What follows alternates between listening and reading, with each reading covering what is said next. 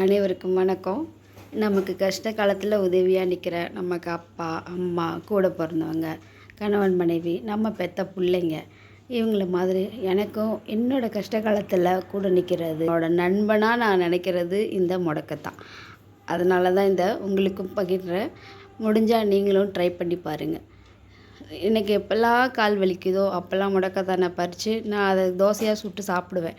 எனக்கு ரொம்ப பலன் கொடுத்துருக்கு. அதனால ஒரு நன்றி சொல்லுவோம் அப்படின்றதுக்காக தான் இந்த முடக்கத்தான் தோசையை இன்றைக்கி நான் போட்டிருக்கேன்.